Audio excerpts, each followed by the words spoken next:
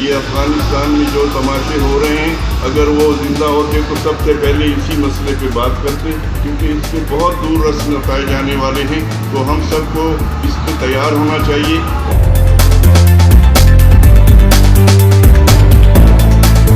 اس ملک کا بہت برا حال ہے، اور اگر اس طرح کی سیاست نہیں ہوگی تو مجھے نہیں سمجھ میں آتا کہ اس کا ہوگا کیا۔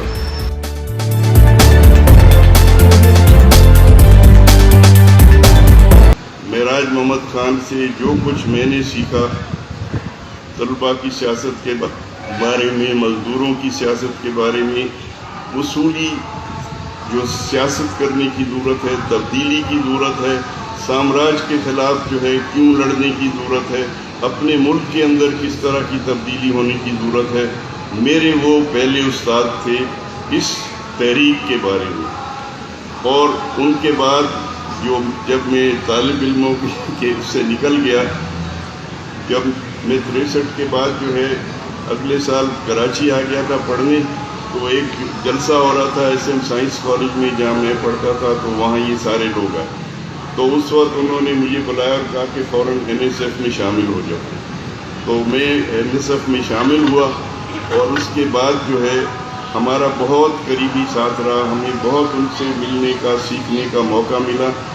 اور اسی دوران جو ہے میری ملاقات انہی کے ساتھ عثمان بلوچ کے ساتھ ہوئی۔ عثمان بلوچ آپ سب جانتے ہیں کہ پاکستان میں ایسے جو مزدور لیڈر نکلے جنہوں نے حقیقی معنوں میں ایک جمہوری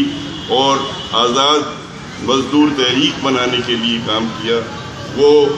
معراج محمد خان کے بہت قریبی ساتھی تھے۔ تو ان کے ذریعے پھر میری ملاقات ہوئی، تو میں نے پھر فل ٹائم مزدور تحریک میں شمولیت اختیار کی، ایک فل ٹائم ورکر کے طور پہ۔ تو معراج محمد خان کے آخری سال تک میرا ان کے ساتھ رابطہ رہا، اور میں آپ کو یہ بتاؤں کہ جب 72 میں گولی چلی، معراج محمد خان وزیر تھے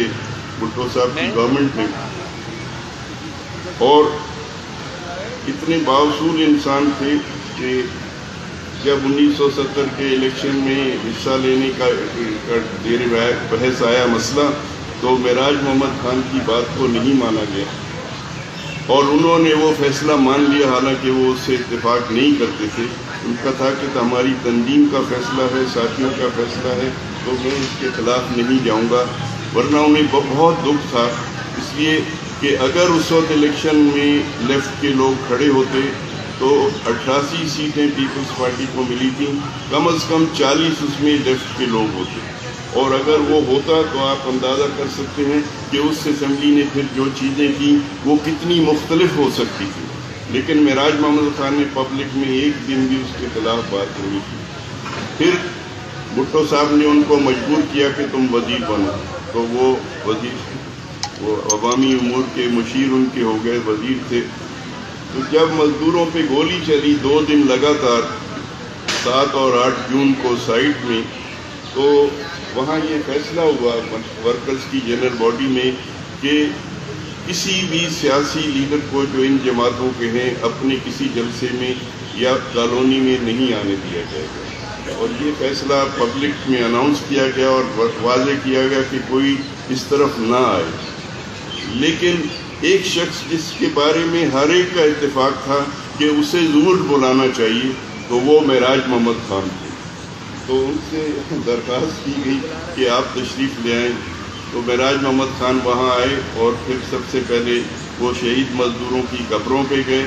اور انہوں نے وہاں یہ کہا کہ اگر آپ سب لوگ کہیں تو میں استعفیٰ دینے کو تیار ہوں، میں جس مقصد کے لیے آیا تھا اس میں یہ چیزیں تو شامل نہیں تھیں۔ اس وقت تو سب نے ان سے کہا کہ نہیں ابھی آپ استعفیٰ نہ دیں،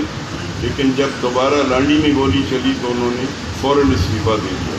اور پھر جو سیاست انہوں نے کی وہ آپ سب کے سامنے ہے۔ بدقسمتی یہ کہ زیادہ تر لوگ اس سیاست کا حصہ نہیں بنے اس وقت، جو بھی مسئلے ہوں گے لوگوں کے۔ میں صرف یہ بات کہنا چاہتا ہوں کہ میری نظر میں بائیں بازو کی سیاست ہو یا کوئی اور سیاست ہو، اس طرح کا مکمل طور پہ جمہوری اور بااصول انسان میری نظر میں کوئی اور پاکستان کی سیاست میں نہیں تھا، اور میں آج بھی سمجھتا ہوں کہ جو سیاست انہوں نے کرنے کی کوشش کی، جس میں ٹھیک ہے انقلاب کی ہم سب بات کرتے تھے، لیکن بنیادی اصول یہ تھا کہ جمہوری طریقوں سے، پرامن طریقوں سے لوگوں کی